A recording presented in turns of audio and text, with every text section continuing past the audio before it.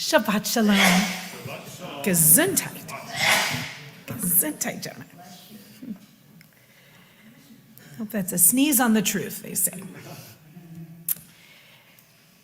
Numbers chapter 10, verses 35 and 36. When the ark would journey, Moses would say, "Arise, O Eternal One, may your enemies be scattered. Let those who hate you flee from before you." And when it rested, he would say, "Reside tranquilly, O Eternal One, among the myriad thousands of Israel." To this day, the first pasuk signals congregants to rise at the start of the Torah reading ceremony. And the second one calls them to focus back on the ark, as we just did, before singing Eitz Chaim Hi, it is a tree of life. That comes from the book of Proverbs. But these two verses that were just beyond where our official reading ended today, and why I asked you to look at them, these verses captivate the imagination because of their famous brackets. Two upside down, backward appearing to be letter Nuns, placed there by an ancient scribe for reasons unknown.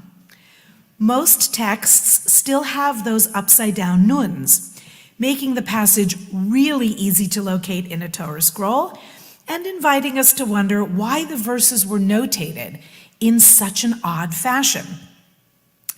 Sleuths in every era have weighed in, attempting to solve the mystery of the flying Nuns. What could this calligraphic anomaly mean? Perhaps the verses are out of place, intended for elsewhere, as suggested by the Babylonian Talmud, Tractate Shabbat 116a. That the verses are out of place and they were marked off for a cut and paste that never actually happened. Because the numerical value of the letter Nun is 50, some have gone so far to suggest that the section should have been moved 50 paragraphs earlier. In the same Talmudic source, we learn that the verses thus demarcated constitute an entirely separate book of the Torah. With 85 total letters, this became the minimum threshold for a book to be considered holy.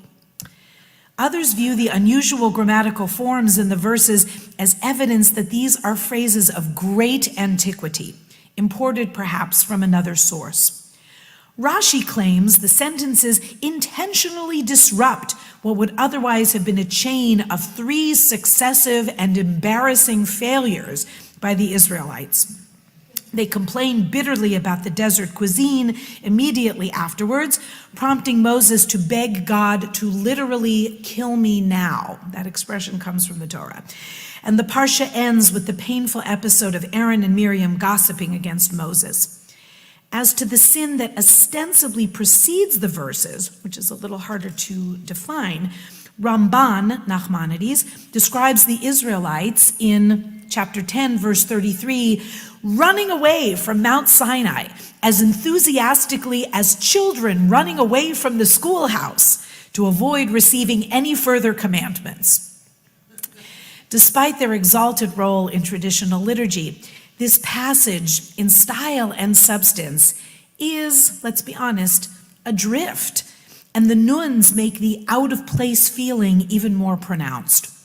Even in the most central ritual of the reading of the Torah, the use of these verses acknowledges somehow that the Jewish experience stands apart.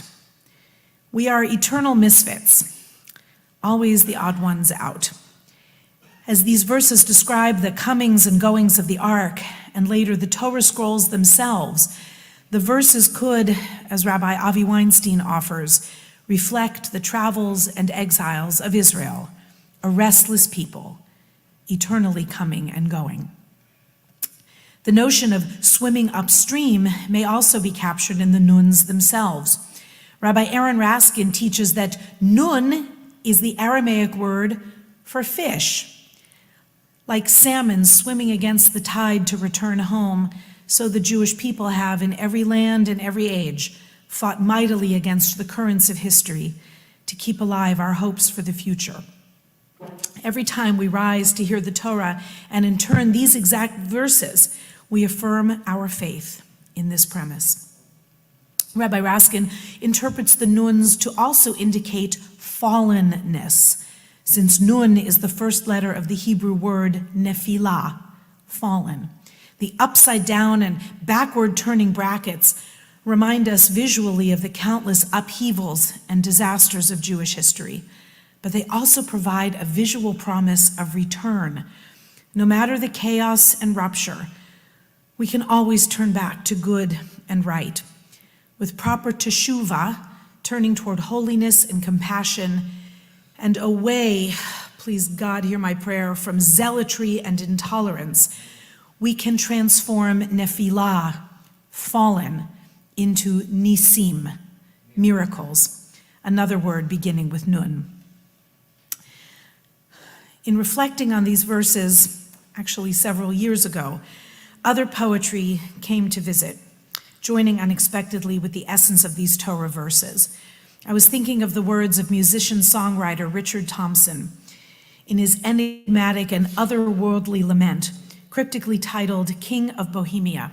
If you don't know Richard's work, I invite you to check it out. Richard sings to an unidentified female subject of his wish for her safety, asking, "Did you reach too high and fall? For there is no rest for the ones God blessed, and he blessed you best of all." I've had the privilege to hear Richard live a couple of times and just got tickets to hear him again in Los Angeles. If he's coming to the Bay Area, don't miss him. Richard has an otherworldly voice. He sings, the way I describe it anyway, as between the notes in a way that I've never heard any other singer do. And I can't resist connecting his lyrics to the way that the Jewish people reach so high and fall so often. I feel so fortunate still, though, to be part of this people, which has been blessed best of all, even as we, like the ark that Moses sang about, have essentially never had any rest, except for that which we give to ourselves if we are blessed with the grace of Shabbat. In these days of tragedy and conflict, when we pray barely for peace, but even just for a little bit of quiet, Richard Thompson's other refrain from that song rings close to the heart. He says, "There is no peace, no true release, no secret place to crawl." The exposed, bracketed nun verses of Beha'alotcha speak of a peace that never quite comes, of an unsettled and always moving ark that never stops searching for home. And such is the Jewish spirit, ever on a quest for tranquility and shalom, even as we are bidden to continue moving forward into a very unknown tomorrow. Shabbat shalom.